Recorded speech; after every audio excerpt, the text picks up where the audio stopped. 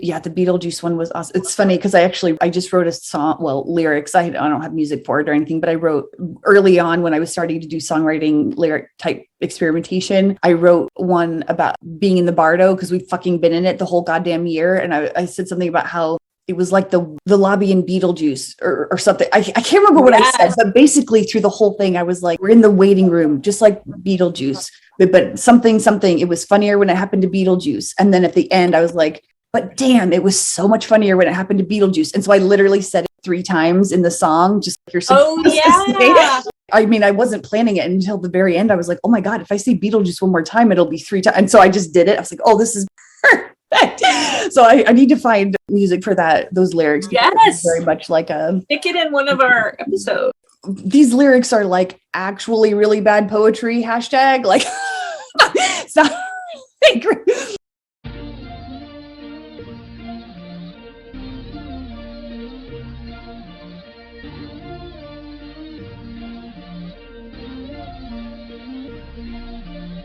A galactic firm of KKs invites you to Space Cats Happy Hour.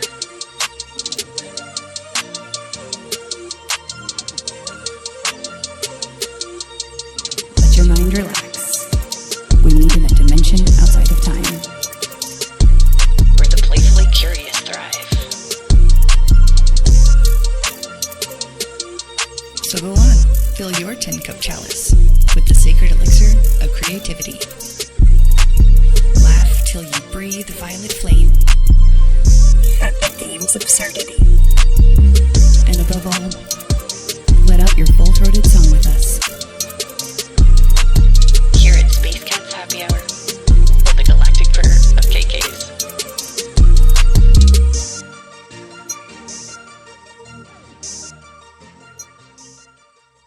My voice is my password. Verify me. Too many secrets. Too many secrets. Welcome to another episode of Space Cats Happy Hour. And of course, as I'm sure everyone listening immediately recognized, those were some iconic lines from the 1992 film Sneakers. Hell yes. Oh, good opening, KK. Good opening. Yeah, a movie about these very subversive, like idealistic hackers trying to change the world. And it's like a movie with a lot of twists and turns. And we had the idea of just talking about movies that we were really into or obsessed with in our childhoods, and then how those kind of ended up having like clues and things that relate to awakening, because that's always fun. And American KK, you had mentioned Sneakers, which I actually also very much love, even though I came to it, like I watched it when I was a kid, but I was rewatching it more as an adult. So I rewatched it again. I own very few movies. I just can't, I don't know, we all have Netflix and like whatever, but Sneakers is one of the movies that I own and watch pretty frequently, rewatch it pretty frequently. And I actually saw it in the theater when it came out because my mom, she was a high school teacher, and like she first of all loved Robert Redford. So like I'm sure that was most of the, impetus behind like organizing a trip. But she organized a trip for like a group of students that she was teaching also. And then some of like my classmates, even though we were all like 12, 13, like when we were probably quote unquote too young, but also not really, like it was perfect for all of us because we were all just those kids that didn't really fit in, because you know how you are when you're in school, and you know exactly what I'm talking about. But yeah, she organized this trip to like, it was basically all these students and we all went to see Sneakers in the theater. That is amazing. I love that. It was, and I was blown. I was like, what this, my whole mind was just like, I'm sure that triggered like some huge activation, just like total subconsciousness. Cause my little mind was just like, oh my God, information, ones and zeros. What the fuck? I just kept going and going, even though I didn't even know what the word anal meant. I remember asking my mom what anal meant, and she was like, ooh, let's talk about that later. Oh, yeah. That's really funny. I have so many things to say about sneakers. I will just quickly say, because it's the top of the show, we're going to talk about these movies. We're going to talk about death. We're going to talk about astral information that we got. And then I am also going to share some stuff that's come through to me as an oracle as well. So stay tuned for that. But first of all, you mentioned Robert Redford. The cast of this movie is so unique and interesting. Robert Redford, Sidney Poitier. Sure, of course, I can see a movie with them. River Phoenix. Oh, yeah, that's interesting. Gets, like the younger generation. And of course, Dan Aykroyd. Right. As the conspiracy theorist. Yeah. This movie has like one of the best opening lines ever. It's like all, we're watching the glorious old computer where you're just typing in information right onto like a black or green screen. And it's like click, click, click. And then they're saying like hackery type things because, it was the early 90s. And there was like, people were like, there is nothing more powerful in the world than this very slow moving computer. But then they're like, okay, so click, click, they're doing their hackery thing. And then like, so the Republican Party just donated like $100,000 to the Black Panthers. And I was like, damn. I know, right? Really. It was, rewatching it again, especially after I haven't seen it probably in about a year or two or whatever. I don't know, whatever. So like coming back to it after all this awakening stuff, I'm like, oh, wow. Having a whole, even though I already had a really deep understanding of it, I was like, damn, this was really activating. And I didn't. Yeah. What were the pieces that you pulled out of it that felt connected to your awakening? Because also when you said it's the movie that you've watched over and over, that's also what I feel. It's like, sometimes it's like those movies that we just kept returning to again and again. And it was like, they were really unlocking stuff. For me, it was a lot of just the movie in general. Everyone in the movie was just always thinking outside the box in ways that I was not. Like my family did that that's part of the reason my mom organized the trip to the theater, because that was the kind of stuff we did as family. Like we were always thinking outside the box and always in education. And like, we loved people who, would help us think outside the box and, in like classes or conferences or any of that stuff. So I was always in that kind of zone, but like knew that the world itself wasn't really like that. Like there were way fewer people that actually, so seeing a whole group of people in a room, like working together and like being, I hate the word gifted, but I don't know what else to use right now. Like that word is so loaded and weaponized, but like for lack of a better word, gifted people, just like all in a room together, like having fun and also making a living and like kind of being in secret. And like, I was like, that's what I want to do with my life. But I didn't really know that I was making those connections. And I was like, I want to be surrounded by those people, those types of people, and have this little group and do like cool, fun, secret, magical seeming things. So that in general was like very much the whole vibe of the movie for me. And I was like, that's what I wanted my life to look like. And then, well, first of all, the whole Whistler, the blind character, I honestly thought he was blind like my entire life until I saw him in another movie and realized he wasn't, but he was really good at this. Like when they like recreated the scene of like where Robert Redford had been kidnapped to, the way that he was using all of his other senses, I was like, oh my God, that is a whole other way of operating that I just knew something was there, but I didn't quite get it in the way that I do now. So that rewatching it now, I was like, oh my God, like we're all using our superpowers. And anyway, it was just a really cool, that scene has always stuck with me, like him recreating the sounds and like the cocktail party with the geese, like that just blew my mind. I was so impressed. And the other thing was that last bit about when Cosmo is like, whatever he says at the end where he's like, Cosmo. I know, right? He says something about how information is the most important. Like whoever controls the information controls the world or something like that, whatever that line is. I literally watched it 2 days ago and I can't remember the line, but you know what I mean? Like whoever controls the information controls the world. And I was like, even at 12 or 13 or whatever years old, I was like, yeah, that makes way too much sense to my little 12-year-old mind. And ever since then, but even now, like after going through this awakening stuff, I'm like, it hit me in a Gandalf way, I guess. I was like, damn, we have been living through this storyline. And I also identified with Cosmo a whole lot more than I have before. I was like, yeah, bring it down, bitch, bring it down. Yeah, because there's like this tension between these two young idealists. It starts like in the 70s and then it fast forwards to present day 90s. And then we think that one of them spoiler alert, has died in prison because he was arrested for doing what he was doing, sending money from the Republican Party to the Black Panthers. But then it turns out he's actually been still alive, and he's been like putting together this secret network that has like finally got access to this code breaker. So now he wants to use it to like collapse this. He's like, if Jessa had the code breaker, he's like, let's collapse everything. And then like Robert Redford ends up landing more on the side of like, oh, that could cause a lot of harm. It's like that tension. For me, what really stood out watching it was just like getting the keys to the universe, you know, like that, which is information, of like that thing where you're like behind the scenes, because you're like you're a little bit in the shadows, as it were, but you have the keys to change everything. And it's all about deciding what to do with that, and just like feeling into what feels good and like what reality you want to see. Exactly. I love it. It's also very funny. Like it's really a good comedy. Like it's solid comedy writing, which I really appreciated, and character development. And yes, I totally agree. Very endearing characters. Yeah. They have stayed with me. Oh man, have they really stayed with me? That whole thing was fucking great. I'm so glad you watched it again, because you got me to watch it again, and that felt really nice. Yeah, and like it's interesting to think of like you being both Cosmo and Bishop. Martin Bishop is Robert Redford's character, like being like both of those, embodying both of those perspectives. Yes. Like you having a conversation with yourself. It's like, For burn sure. it all down right now. And then like, well, let's keep people safe, and let's keep people also safe. Exactly. don't want suffering, but also money isn't real, motherfuckers.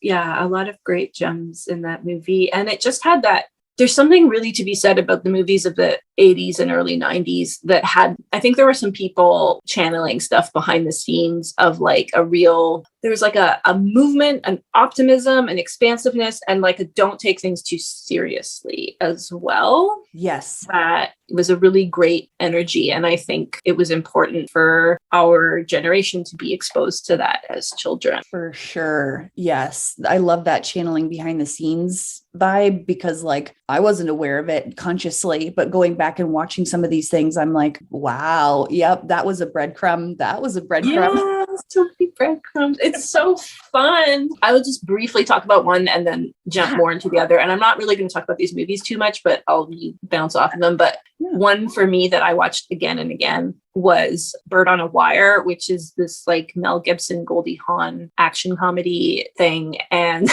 I actually, when I was a teenager, I remember somebody told me I looked like Mel Gibson. It was like the first celebrity someone ever told me I looked like. I haven't gotten like a huge amount of celebrity comparisons, but it really stuck with me.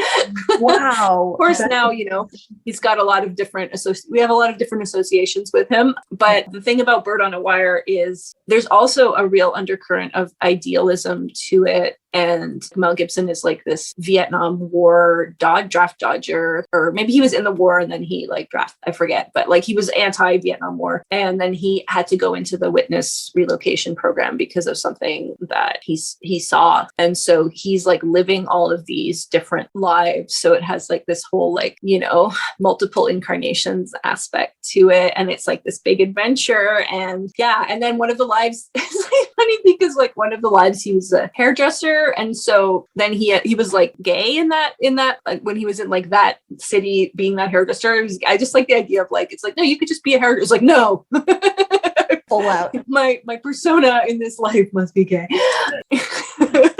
Which I think is very like interesting for its time, you know, rewatching that movie. Also, it has a ton of huge cats in it, which is like very mildly, like it ends in this whole scene with all of these tigers and panthers and stuff. They end up in this weird zoo that he used to work at. And then the people are like tracking him down and nothing bad happens to the tigers. But the tiger, like one of the tigers does end up killing one of the men who's after him, which is very satisfying. You're like, aha, triumph of the tiger. But the movie starts, the opening credits, and it goes on for a really long time. So I was listening to this again and again because I watched this movie so many times. It's like the dawning of the age of Aquarius. Oh, really? Yeah. So that song was like coded into me. Like whenever I heard it, I would get excited because I loved the movie so much. And I love, anyway, whatever. Like I really loved the chemistry between Mel Gibson and Goldie Hawn in that movie. Goldie Hawn is hilarious. Love her so much. Now I can totally see Mel Gibson when I'm looking at you. I'm like, oh man, this is cool. I don't know. It's like the dark. You have to see me with like, I had really long hair and it was the era of Braveheart. Yeah. So I can see it. Yeah. I can see it. Yeah. At the time I was like, oh, there's also like weird, speaking of past lives, because there's more connections there with past lives of Mel Gibson, which I won't get into right now. Oh. Yeah. Then the other one that I watched over and over again, especially one summer, I think like the summer I was like 7 or 8, I just watched it because it was like the only movie that we had that we didn't rent. Like we owned it for some reason. I think a friend gave it to me. So it just like, it was like, if I needed a movie, I would just pop it in. Beetlejuice. I have a framed photo or an artwork of Lydia and Sarah from Labyrinth. They're both of my, and they're right. Both of them are under my, or above my place where I meditate. I am strange. I love that. I myself am strange and unusual. Oh, I'm so glad you watched Beetlejuice so many times. That was such a good movie. Yeah. And the name, when I started my awakening, all this galactic stuff would just come to me. It would come to me in dreams or visions or like the art that I was making. I would be like, why am I drawing like this pyramid and this thing? And then it would like show me all this stuff. So it was really cool. But one of the things was, of course, like Orion, and like Betelgeuse is part of the Orion constellation. And I think that is very interesting too, because there's so many of us who came like have aspects of ourselves that went through the Orion Wars and are like processing and like clearing that. So I thought that was really like, what a random name for him, right? Like yeah. So it's like, I feel like so many of these movies were just little activators for us. Breadcrumbs all the way. I was going to rewatch Bird on a Wire because I hadn't seen it in years, because you were talking about it, how you were going to maybe talk about it this time. And I had full intentions of doing it. And then I got distracted because I saw Free Guy, and I watched Free Guy 5 fucking times in 2 days. And I am not exaggerating. I was like, I cannot watch it. Yeah. It was not just a breadcrumb. It was a whole fucking, I texted you. I was like, it is a whole slice of bread. This is such an activation. And I didn't even, the trailers I saw for that movie were just not great. They were fine, but they did not watch me. Yeah, they did not make me want to watch the movie. And I only watched it because my neighbor was like, come over, we're going to watch it and get high and whatever. So I did it because I was like, fuck it, why not? And as soon as I saw it, with someone else, I was like, I bought it immediately. I came home and immediately bought it and watched it 4 more times. Oh, wow. That's awesome. So good. Just to return to Beetlejuice for a second, what you're talking about, the waiting room, is perfect segue to what I got, which was kind of a download and kind of like a finally just feeling, understanding in my bones what other people had been saying, these like pieces of the puzzle that came together for me that have to do segment, downloads in progress. Yeah, downloads in progress, exactly. AKA loose ends. So, if you think of Beetlejuice, they find out they're dead and suddenly they don't know the rules. And then there are all these rules and like, they're just grappling with all of these new restrictions. Here they are in this realm and they can't do what they used to be able to do. And they can only do a few things. And it's, very restrictive. So basically, like, I guess it was 2020 when I first started hearing Noah from Synchronicities. Just he would occasionally mutter on the podcast, like, we're all dead and this is dead planet. And then not say anything else. And I would get like a really creepy feeling when he said it. And then just like you just literally mentioned, and I've heard other people mention about us being in the Bardo or the Underworld, the place between life and death. So I got this like, I hadn't slept at all last weekend. And then suddenly it was all coming together. And I was just thinking about that aspect of the restrictions, because finally Noah elaborated one day. He was like, well, it's so like, it's more restrictive here on this earth. And so I was thinking about that. Like if you're a ghost, it's like our what we perceive as ghosts. So how we think of ghosts is these kind of like fragments of our selves that are still in this realm, but are like much more restricted and can't do much. And if you think about human beings on Earth, when we're like completely unconscious to our vast unity consciousness powers, we're basically that's us. We live with these restrictions. I even picture us sort of blipping in and out of other astral realms, but like kind of haunting them, because it's like we kind of like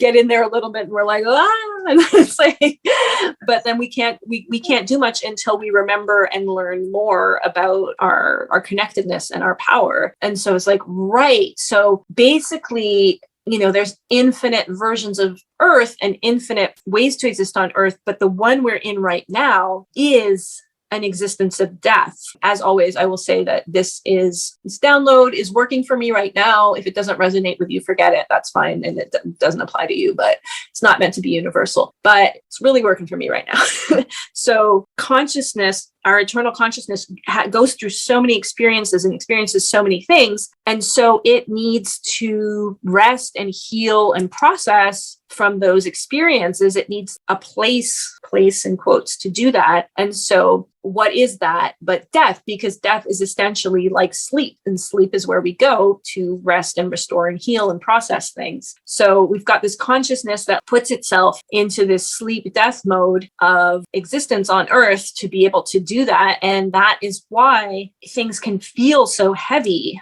on this planet and the way that we're living, because we're like processing so much heavy shit here. So it's all reflected in this beautiful underworld. Both KK and I had recently read this incredible description of the Hindu goddess Matangi, who lives in the underworld, and her thing is that she feasts on those things that we consider to be like unclean and remind us of our animalness and are like have the specter of death in them. So sickness, things to do with sickness and death and like the body and menstrual cycle and stuff. And she feasts on all of that stuff and alchemizes it. And she's also connected with nature and wisdom and art. So it's like this beautiful transmuting. And then KK had started to have these beautiful downloads about how the underworld is this lovely place that we misunderstand and we kind of project hell dimensions onto it. And so I was thinking about that and I was like, what's a beautiful place that's full of fill? It's like, well, the Earth right now. That is the Earth. We are in this beautiful, beautiful place that is just clogged with so much heaviness and filth because we're in that alchemizing process. And then I was also thinking about how a lot of people in the Soberish group have had these horrible nightmares that just haunt them of these really graphic, vivid zombie apocalypse. And they've expressed concern, like, is this like a prophecy of what's coming? So then again, in this moment, I was like, no, that is a remembrance of things like Atlantis, because as Jessa described, in the 1,000 years leading up to Atlantis, people went from being conscious to becoming unconscious. And then there were those who were like still conscious while everyone around them was becoming unconscious. And that is what a zombie is. A zombie is a living dead person walking around and infecting other people. So that's exactly what was happening, but it was just in terms of consciousness, which also brings me to another aspect of this, which is that we're experiencing this underworld dead version of Earth and ourselves right now. And then we're having this opportunity to do this beautiful thing, which is instead of having to go through the process of physical death to experience that transformation back into our actual conscious, more alive selves, we're going to get to do it in our physical bodies. And it's just so exciting and uplifting. And it took me a few days. I was like, why is it important for me to realize that this is a dead Earth and we're all dead? Like, why is that lens helpful? And what I realized was it's the first time that anything has actually shifted my own perspective on death and dying in that process. And it just hit me like a thunderbolt. It's like, if you are already dead, the worst has happened. Worst always, using that framework, but like, what is there to be afraid of? You are literally you're already a zombie. You're already a ghost. You're already dead. You're already in the underworld. The underworld is a beautiful place to become friends with. And you're going to get to go through this amazing process of coming back to life. But like, why? Like, you're going to be like fully aware as you do it. Wow. And then the final piece of the puzzle was because I'd been simultaneously obsessing over why we have to go to sleep each night for 8 hours. And then I was like, well, of course, because death is actually like this form of sleep for our expanded consciousness. Like our expanded consciousness is out there in a million ways doing a million things. So it doesn't need this unbroken constant cycle of death. So what we do when we go to sleep at night is like we actually connect with that part of ourselves that's more expansive. So it's like this beautiful, like, wow, coming back to life a bit more and in our expanded consciousness. And then we wake up and we're in the underworld and we're doing our dead thing, which is also beautiful, which is also, I think, why some of us are having all these disruptions to our sleep cycle, because our relationship to physical sleep in 3D reality is probably going to shift. The more we become conscious, the less we're going to need to go off and have 6 to 8 hours of sleep to connect with those things. And like everything's going to shift. So that was my birthday present for my 40th birthday was, congratulations, you're already dead. So enjoy it and enjoy coming back to life. Enjoy your resurrection. Happy birthday. Enjoy your resurrection. What a fucking, I will drink to that. Yes. Cheers. Wow, KK, that's fucking amazing. That sleep thing also kind of triggered me.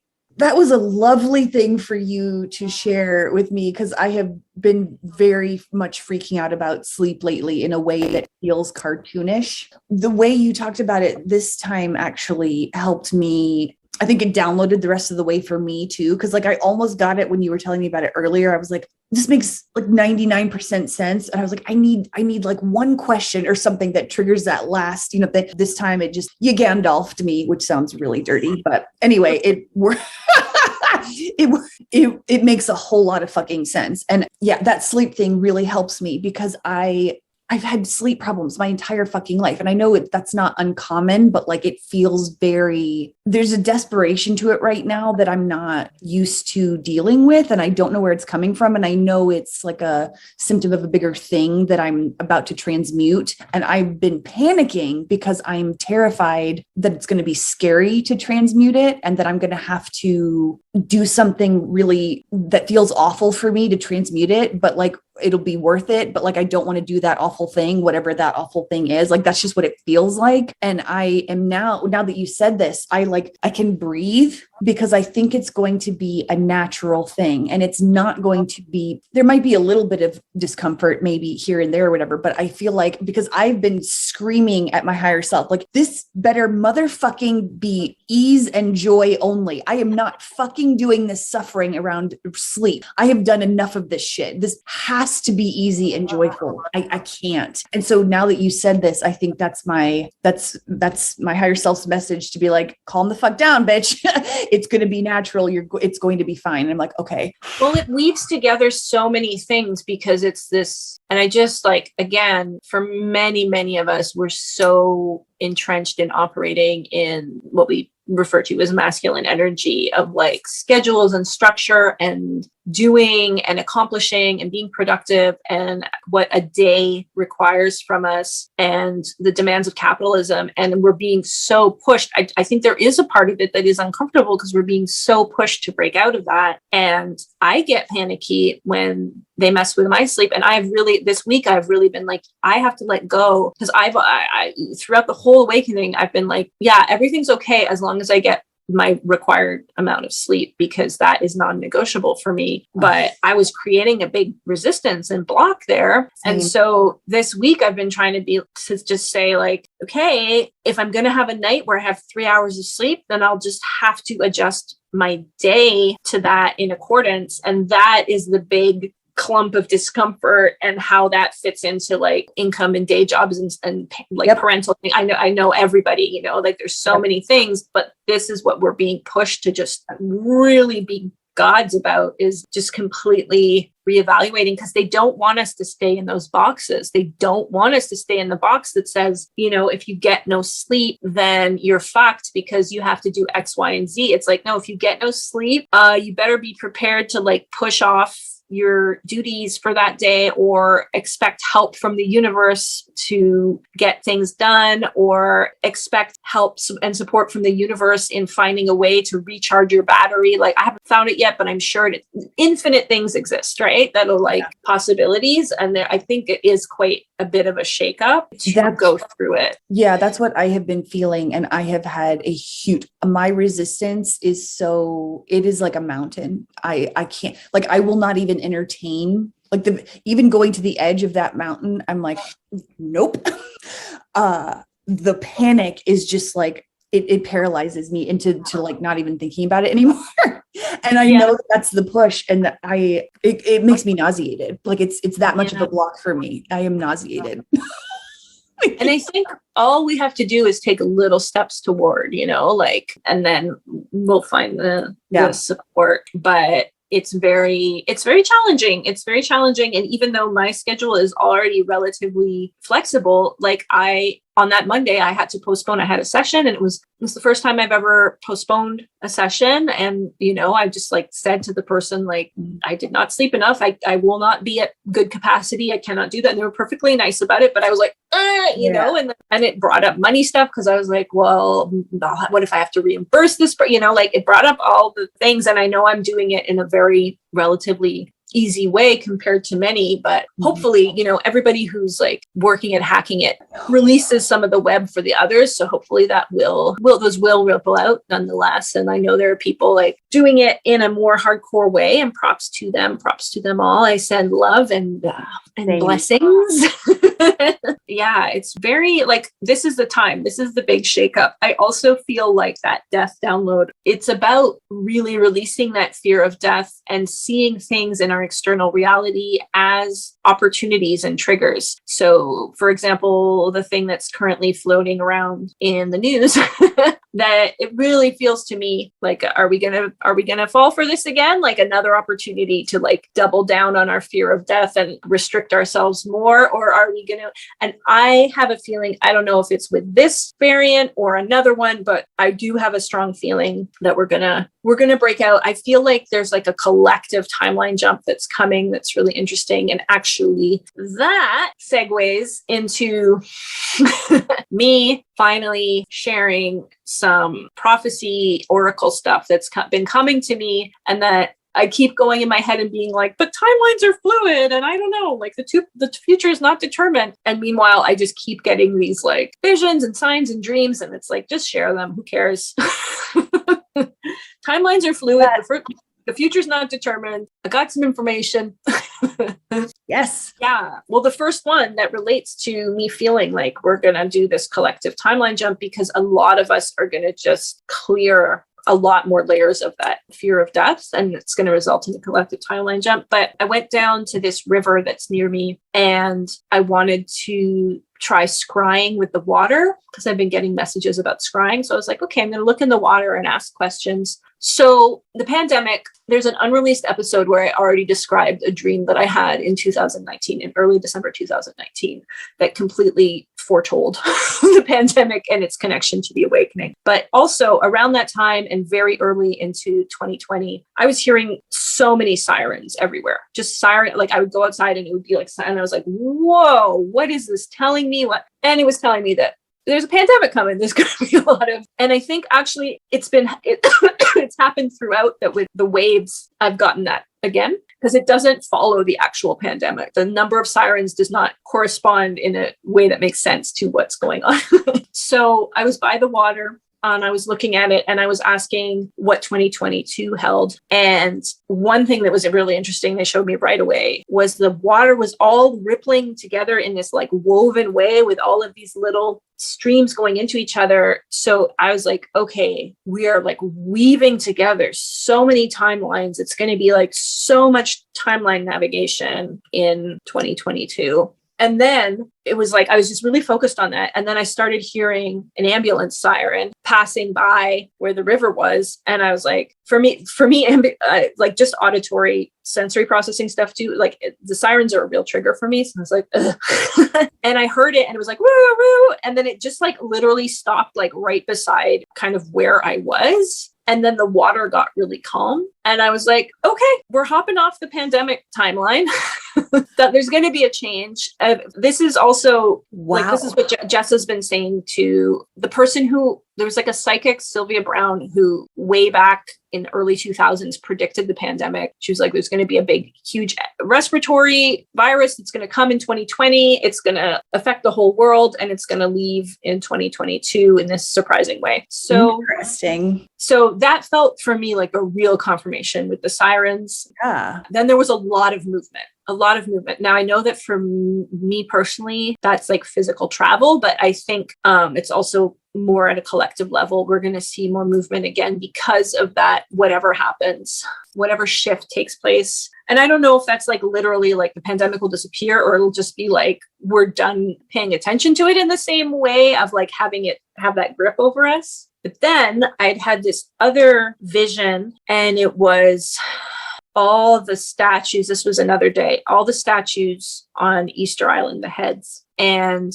yeah, it was cool. And I don't know anything about those statues. So the first thing I saw the heads, and then I saw these women with long hair dancing around them with like garlands, like a ritual. And I heard Polynesia. And I was like, oh, is there any connection between Polynesia and Easter Island? It's like, oh, it's a Polynesian island. I found it after. So I was like, oh, cool. So I had that vision, and then I went back into it to see what it was trying to tell me. And they said that those heads, those big stone heads, are like contain these really old earth spirits. I feel like I knew that, but I don't know how I knew that. After getting this download, I went and watched a little YouTube documentary, and the people that build them said that they were doing it for these ancestral spirits. So it was a real confirmation. I was like, okay. Oh, I have no idea how I knew that. Maybe it was a Gaia show or something. No, it wasn't a Gaia. I don't know how I know that, but that is maybe you just knew it.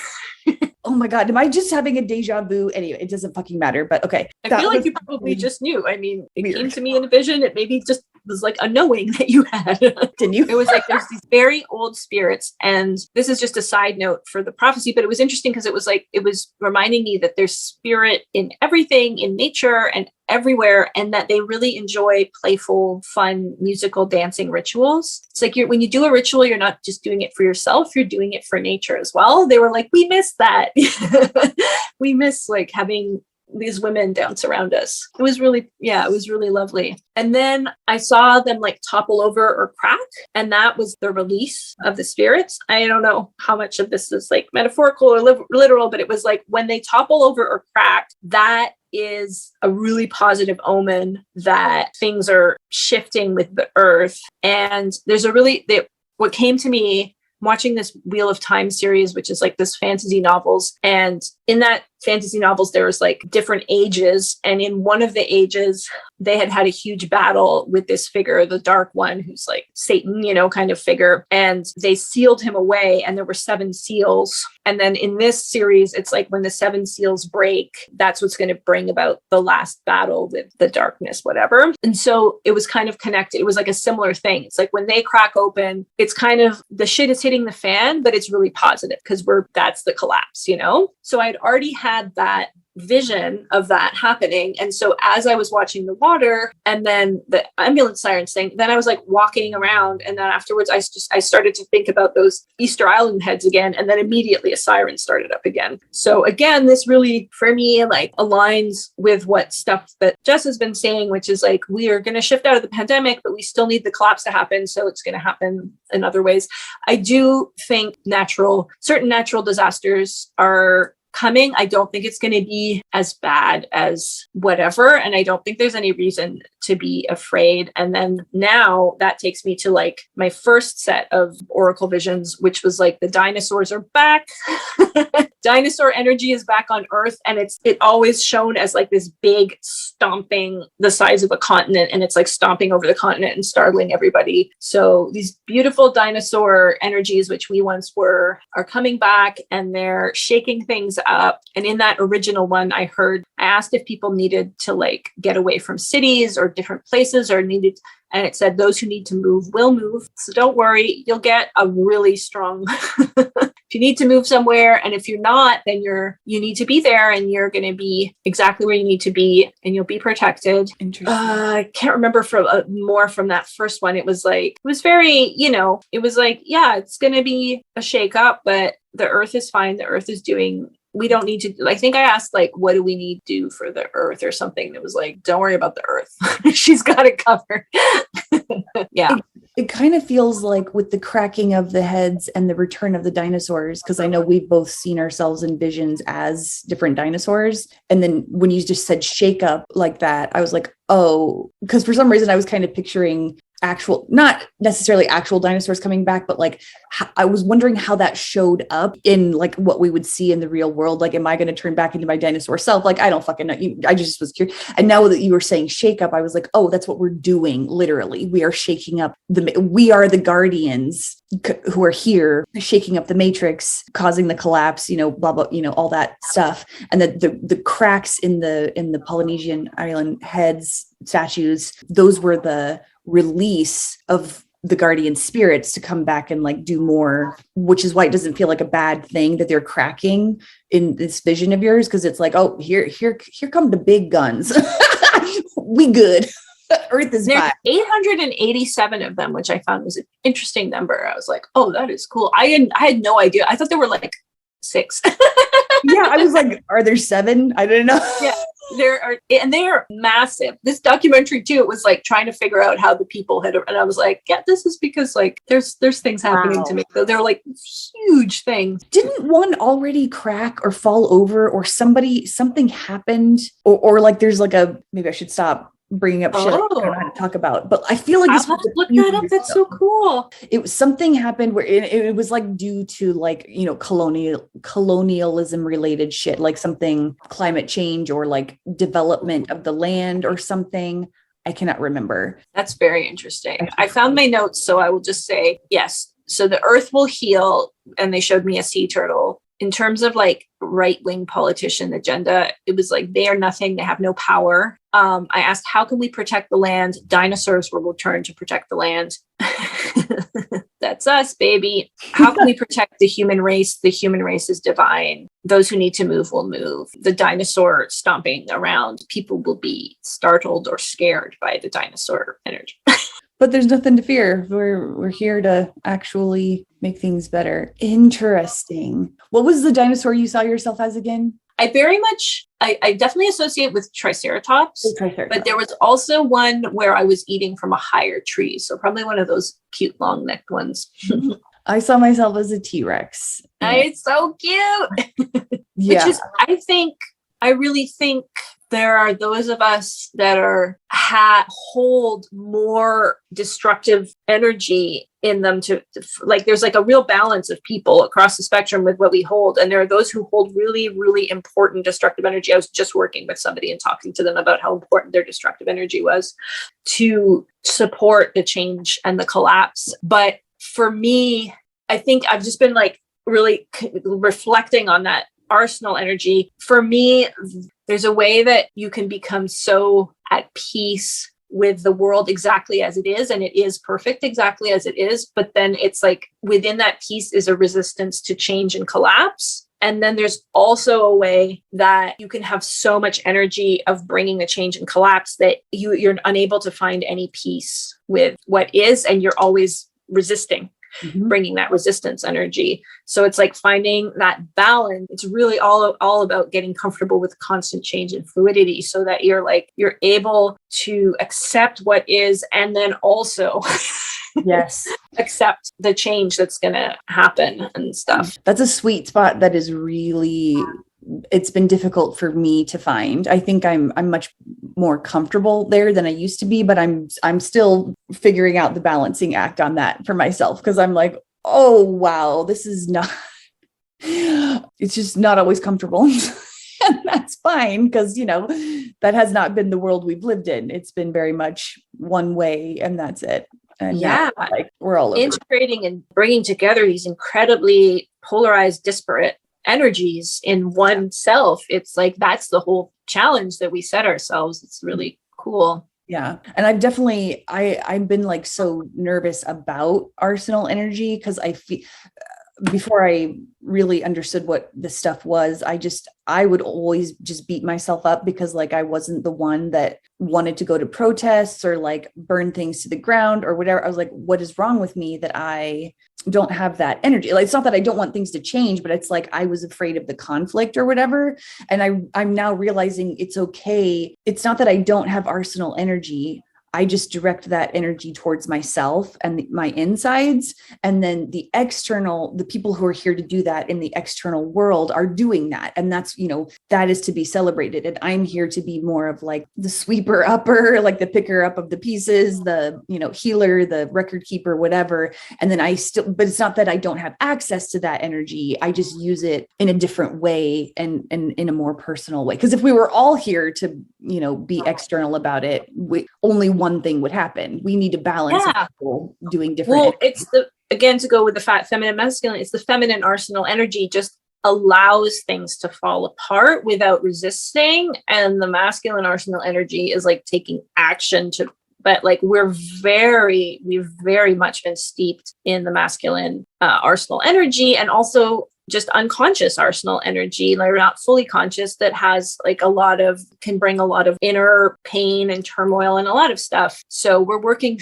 through so many things in our relationship to arsenal energy. And I have gone to protests and I have very much participated in that, but it was never a good fit for me emotionally, energetically, and allowing myself to let go of that and just trust that that's not actually my purpose right now. And my purpose is quite different from that. It's like, it's a real process. There's a lot of like letting go of guilt, shame, blah, blah, blah. Oh yeah. That was a hard one for me too. One of the easier battles, but still hard. Like, I feel like I've been through so many hurdles, and that was comparatively, when I got to that point of, I don't actually have to be that person and feel like I don't have to feel bad about not being that kind of person. That was a revelation that came with a little bit more ease and joy than I was probably expecting in comparison to the other things I've had to sort of root out of my programming.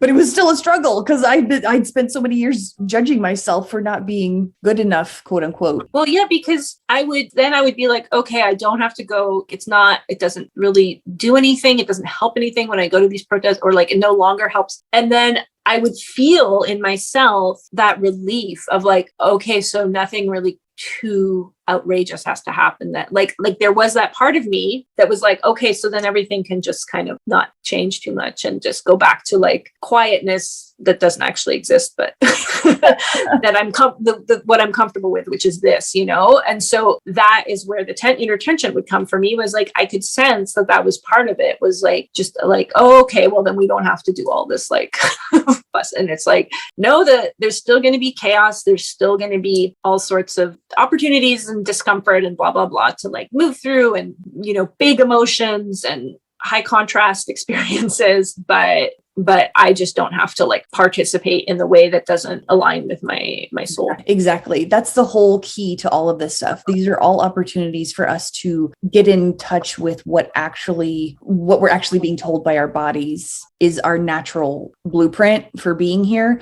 And we don't have to be like anyone else. And we hear those words so often throughout our lives, but like we've still been trained to be like, to fit into a box or to fit into society, to be not rejected and that kind of thing. So we think we have to be one way, even though we're told, there's very big dissonance there. And we are now just very much like being strongly invited, seems a polite way of saying it, but still with the amount of pressure it actually is, but we're being invited to like actually get in touch with our bodies. And we know why we're here. We know what resonates with us, but we're so used to ignoring that. We're getting back in touch with, oh no, I actually know what's true for me and no one else can tell me. And even if it feels uncomfortable because it doesn't fit what I've been told I should do or be or feel, we have to sit with that discomfort. We don't have to, but it's going to be easier if you do, because it'll pass through you faster and kind of, you'll get over the discomfort better, or easier. But so I talked so much, and I'm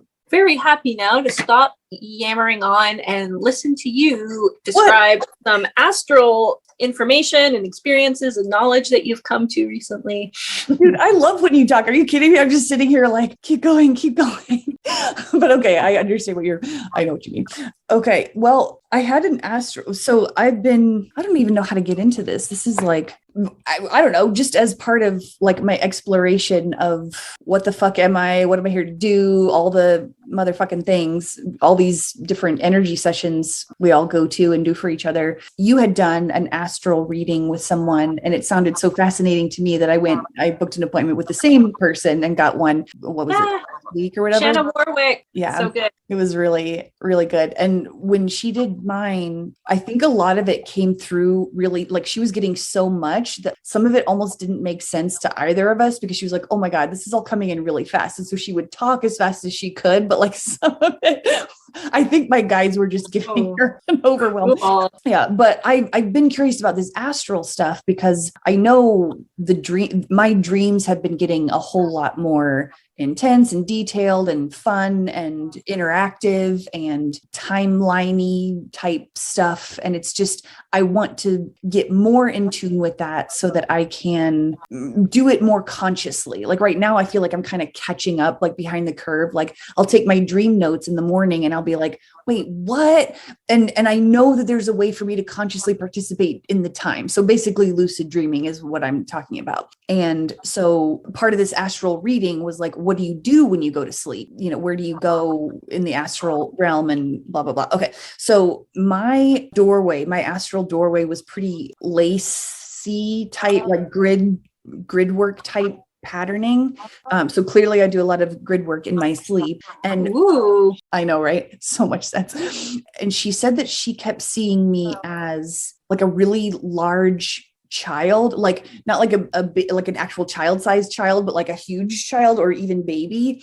And I would like somersault out the door. I was so excited to get out the door. I wasn't just walking. I was like somersaulting and so happy. She was like, she saw me so excited, like as this child me, she was like, you can make toys if you want to. Like right now you just made a bunny rabbit because you could make a rabbit, and now you're acting like my God.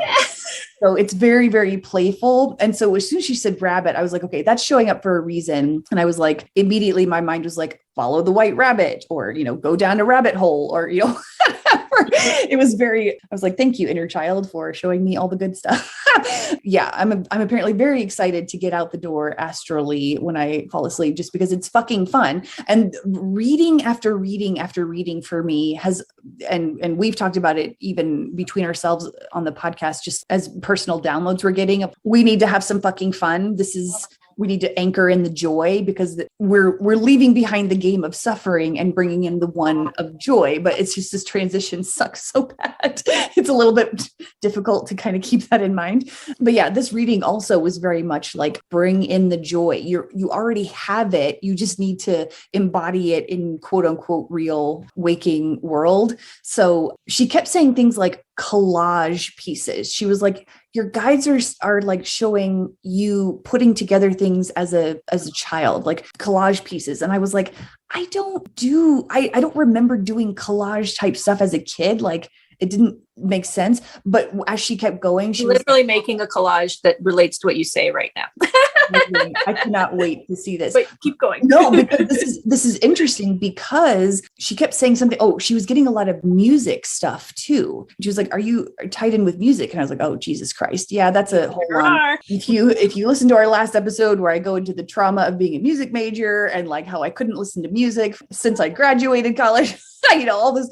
Anyway, so it's been a thing, but I've also gotten downloads that I'm supposed to be a fucking songwriter. And I'm like, okay, well, how the fuck does that work? Like, what the shit? And so she was like, all she was getting were like music and collage imagery. And I was like, oh my God, it fucking hit me. Gandalf came back in and I was like, do you mean producer? And she was like, yes, they're saying, yes, she gets it. And I'm like, oh my God, of course you're taking different pieces.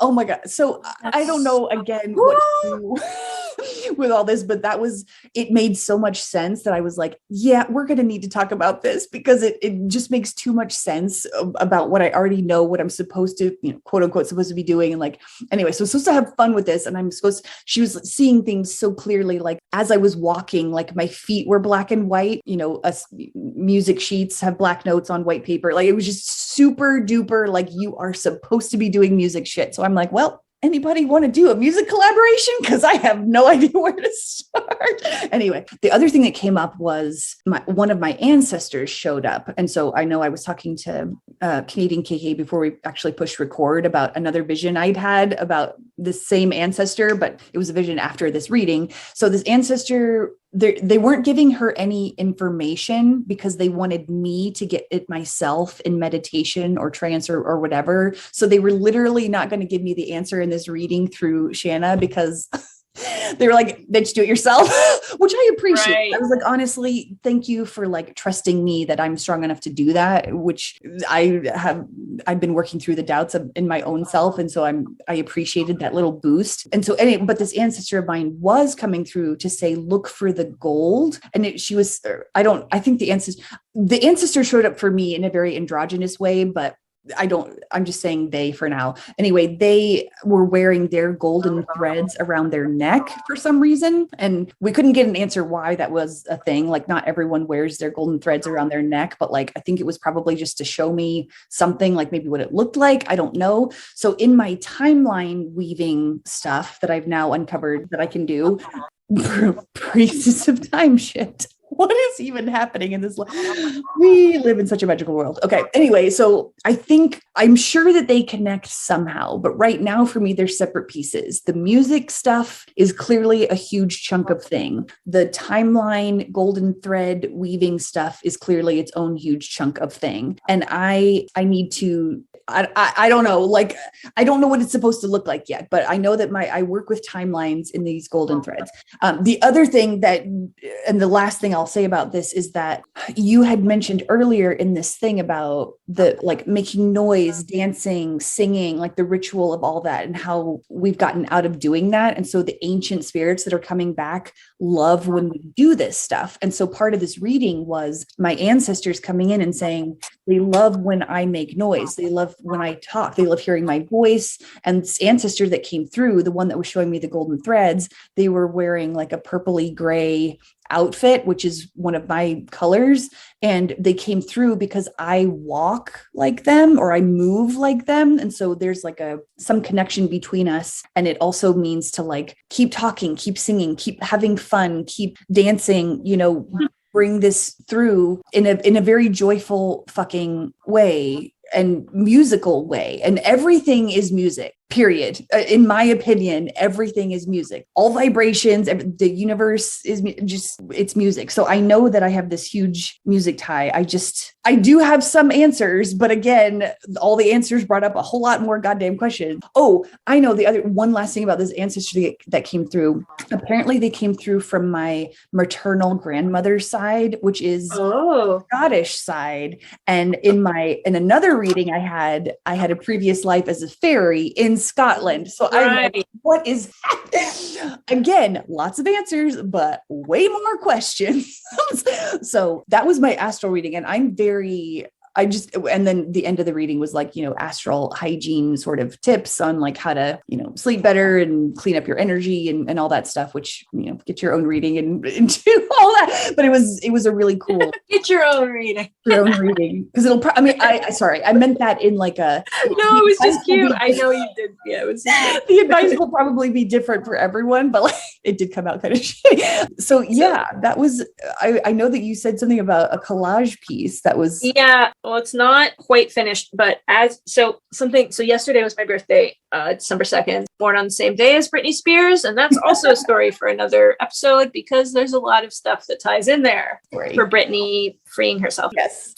But I started doing this collage because I'm working on children's books, and part of what I'm supposed to do, which is like so joyful to me, is make children's books. And so I had recently found this beautiful store that I never knew was like right nearby. And it has these old vintage books, including children's books.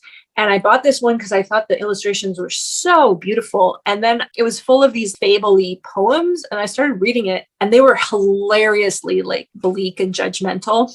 It's like the fox and the plague and like the fool. It was just, everything was like really like, so I was like, I really like this book, but I don't like the words. And then my friends yesterday were like, yeah, just like cut it up. I was like, can I do that? Can you cut up an old book? Yes. So I started cutting out the beautiful images and then just collaging words onto them. And I became obsessed. So I was like doing it in this feverish way. And then I started laying them out this morning. And part of it was like this alchemy. I was like, yeah, I'm going to take these like messages, but make something nice out of them. So I was putting these like more like firming, but then I laid them out and I was like, oh, these are like oracle cards for like the coming year, for my coming year. So I got really excited. But anyway, even though I was like, we're in the podcast, why am I doing this? I started, as you were telling your story, I started finishing this last one that I'd started that I was working on, speaking of gold. And anyway, this is the first part of what it says. It says, out of its sad lament goes the moth. Oh, that's beautiful. Jesus. Yeah. As you were talking about all this stuff of the heaviness that you're moving out of. And yes, this is for you with this beautiful golden fiery energy that you're coming to. And yeah, I'll share a few more. I've got this one is Death of Fear. Whoa. Let me see. Paradise Traveler. Fucking KK. That is, you're Invitation Windows. This one cracks me up because I made it not knowing that I was doing an oracle card for myself for 22. It says request for cock. This one I love. Friend. This was the first one I made. Friends laden with gold. Speaking of gold. Yeah. And there's one in there that, I mean, this one is also for you, but there's another one in there that the words came together and I was like, oh, I have to send that to KK because that's for you. But I won't tell you right now. It's going to be okay. But it's a really fun. You will like it. I love that you're doing this because I needed more ideas of what to do because I actually just downloaded an art app or like a drawing app on my iPad. It's called Procreate. Everybody I'm sure knows what it is, but I've never fucking heard of it. So of course I'm late to the party, but I even got myself a little electronic pencil. It hasn't come here yet, but I'm like, I felt the need even before this reading, the collage thing, I was like, I need to do something with art. And I was worried for a minute that I was trying to hide from doing my music stuff by trying like this other thing that I didn't really know how to do, which was art crap. And I don't think I am really just, I mean, like I need to do both because like creation is creation and there's plenty of time to do both. But like I didn't get the pencil for a while because I was like, okay, maybe I need to focus on something. And I was like, no, that's capitalism talking. You don't fucking need to focus on anything. It'll come out when it's supposed to come out, but get your fucking pencil and do. And what my plan was to do like collage type stuff where I would take like, cause I can't draw for shit, and that's fine. I don't care, but what am I going to do creating art? And I'm like, I feel like part of it is taking pieces, like have a photo of a mountain and then cut out the mountain and put like, a waterfall of stars over it or some shit, just like whatever it is where you're just kind of creating new, like what you're doing, but in physical form, but I would do digitally. I love it. But now I'm like, ooh, now I want to do physical form stuff because that seems almost more attainable for me because I can like, oh yes, I can use scissors, I can cut out images. The drawing part that I apparently decided to jump into was maybe a little bit more that I can chew, but it's fine because who cares? More pushes to just be creative and do art. And I love that you said alchemy with this stuff because like you take this old book that's probably racist and depressed as hell and you can like take that energy, cut it up and make new energy with it, with your own. I don't know what the word I'm looking for is because all the words I can think of are like polarity, like good, bad. No, it's not that. It's right. Anyway, you're transmuting the more negative colonialistic type toxic masculinity unconsciousness that we are moving away from and transmuting it into balanced, non-polarized stuff. It was like, I'm not making it. It was like the gnat bloated with blood and pride was one of the titles. Wow. They were just they felt very puritanical. Yes, that's the word I was looking for. And the music thing is interesting because I just got some syncs that I should be doing more music stuff. I definitely think that because when I first got that download for myself, I was like, oh my God, I'm going to be this fucking famous songwriter or some shit. I think a lot, I don't think yes, maybe, but I think a lot of people are getting the call to do music type stuff because it's vibration. And that's how we're changing. A lot of the stuff is through, like, the dinosaur download, like the shaking of the earth. It's like a vibration of, shaking things up. And it's same with music, just on a different scale. Oh, that's so interesting. To me, music feels the most important part of a song. I mean, I'm not dismissing words as important, because I know they are. And that's honestly the thing I'm better with anyway, are the words. So I don't want to like dismiss my own skill. But like, to me, music really is, it's sorcery when it's got that beat that just sits in your body, like it shakes shit up. So I'm like, okay, I need to learn how to do both. I got the words thingy down. Now I need to just make sure I can experiment with the vibrational aspect of it. Cause how fun. Yeah. So if you fuck it, let's do some music collaboration. Yeah. I used to have a band that we never performed anywhere. We recorded a few things, but we had our t-shirts. It started with our t-shirts. Wow. And we were called the 12-Year-Old Cowards. It was just so much fun. It was amazing. It was just like very silly, and we had a really good time. And yeah, I missed that energy. 2022 really does feel like that too. Like a lot of collaborations going to be happening. Yeah. Well, that number 2 is just so much about collaboration, like, partnership. And it doesn't have to be between two people necessarily, but that's what that number symbolizes, is partnership and balance and collaboration and shit. So that makes a whole lot of fucking sense. That day is a very magical day coming up.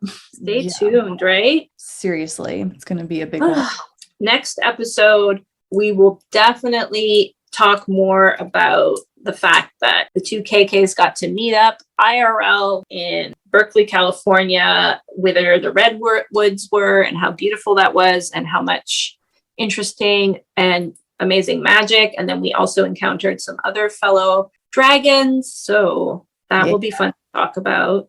We're going to get And I definitely want you to include that song in this episode, please. God, okay. We'll see what I can throw together, and you know what? That'll help me to sort of get over the first initial, like, oh, I don't know if I should try this. Let's just fucking do something. Okay, this is a thing. Let's do the thing. Excruciatingly slow build up. No, this is wonderful. To this. Okay, that'll do for now, and then I'll make it better. Out of its sad lament goes the moth. Go towards fun. Go towards fun. Yeah, those ones, like sad lament, as you can see from what I said about the book, like those were fully formed words. Yeah. Fun, I had to like chop up 3 different words to create the word fun. So, I mean, of course you did. This is a puritanical book. That word does not exist in their vocabulary. Good for you for alchemizing fun. Thank you for tuning in. And as always, we're where all the podcasts are found, all those places. If you follow us somewhere where you can give us a nice rating or review, please consider doing so, because I think it helps more people find the podcast. And yeah, it's a good one, KK. Yeah, make some music. Just relax into that knowledge that you're already dead. So there's only a nice way to go from there. Roses all the way up. I don't know why. Exactly. Ooh, I like that. Turtles all the way down and roses all the way up.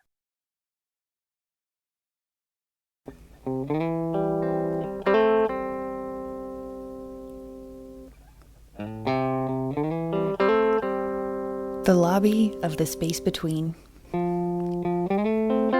Like Beetlejuice, taking a number and a seat. Waiting while the universe weaves your next adventure.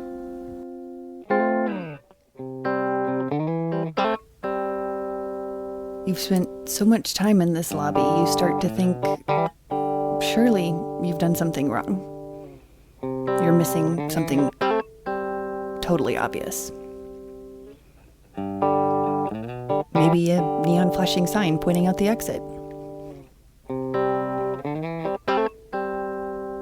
It was funny watching it happen to Beetlejuice. Now you realize you have absorbed yet another perspective from the mirrors.